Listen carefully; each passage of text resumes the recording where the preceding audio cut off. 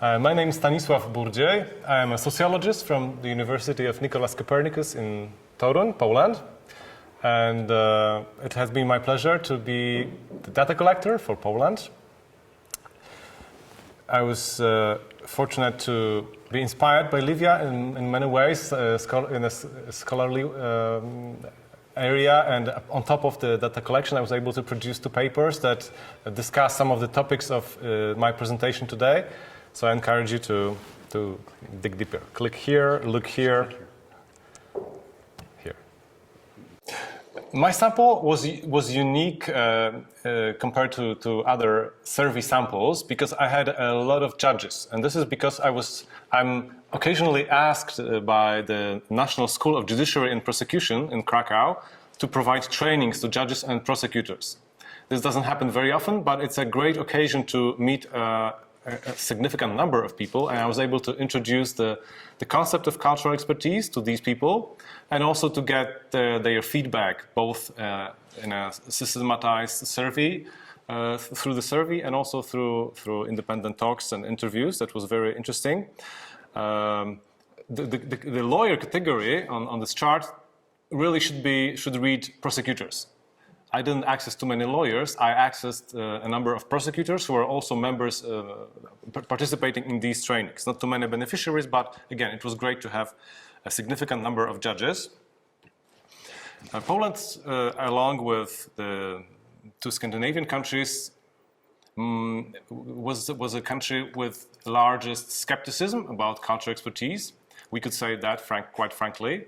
So about 40% were somehow skeptical about whether cultural expertise is very useful, but still the rest of the respondents said it's somehow useful. And I think the reason for that is that my respondents do not have a lot of occasion to work with cases when there are experts. So if you look at this chart, you'll see that 2/3 of my respondents never appointed an expert. In their professional career, they just did not have any case with a cultural expert.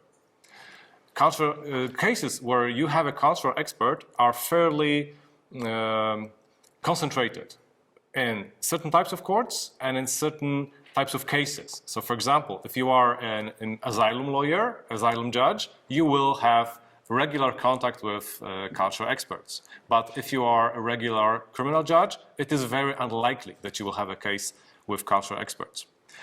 And this, about 1/3 of my respondents, again, mostly judges and prosecutors, they reported having at least one case with a cultural expert, and I would say that usually this meant that they had such a case only once. So my respondents said that linguists are among the most frequently instructed experts, and I would say that this looks to be true, although we have to be clear. These are not experts in many different languages. They are almost exclusively experts in Polish language, which are instructed almost exclusively in one type of case. It's a hate speech case. If you have a hate speech case, you will typically need an expert to tell the judge whether the speech is offensive or not, whether it's hateful or not. And we actually have a fairly small number of linguists in Poland, academics, who provide this kind of services to the courts. They are almost professionalized and specialized in this kind of activity. So then respondents said,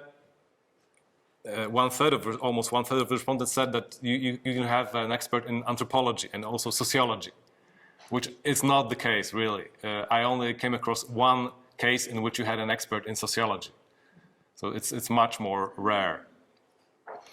On the other hand, about 10% indicated historians as cultural experts, and actually I did a special paper on historians acting as experts, and it's a big thing in Poland. Historians, because of our communist past, have a big say in many practical issues like decommunizations, changing street names, removing monuments, compensation to victims, etc., etc. University professors are the most frequently instructed as experts, and I think this is true. I need to rush. So remuneration is typically on an hourly base, but sometimes it's a set price for the report. Administrative cases are a big area in which cultural expertise is being used, quite to my surprise. Types of cases. I already mentioned hate crimes, hate speech, but also artistic expression. And something connected, offensive religious feelings. We have in our criminal code a prohibition of offending religious feelings. It's pretty controversial. And artists actually like to do things that will fall under this article because this attracts attention to their exhibitions, performances, etc. And in many of these cases, the judge will want an expert, a religious scholar maybe, a media scholar, sometimes other specialties, to provide expert opinions on whether this speech is really offensive. But then we also have historians, as I said, in the communization cases, but also media scholars and sometimes other specialties. I'll skip that slide and go to my concluding slide on main sites and potential models. I think I found that there are two fundamentally different models of providing cultural expertise in Poland. And this may extend beyond Poland, I don't know. The first one is government expertise. You have certain institutions like Home Office, and especially Office for Foreigners, and the country of origin information unit there, which employs cultural experts. Experts on foreign countries, languages, and they provide on a very systematic, regular basis quality reports to assist judicial proceedings in asylum cases. But again, this is a government body. So government, in this case, acts as a gatekeeper and is able to produce, but to some degree, somehow, maybe, control the content of cultural expertise. The same is true for the Institute of National Remembrance. This is a powerful institution employing 1,000 people, including many historians, academic historians, who study the archives of former communist secret services to provide opinions. For example, on whether a certain street patron was indeed a symbol of communist oppression, or he or she was not. So if you need an expert historian for that. And then you have a second model, where expertise is basically provided by NGOs.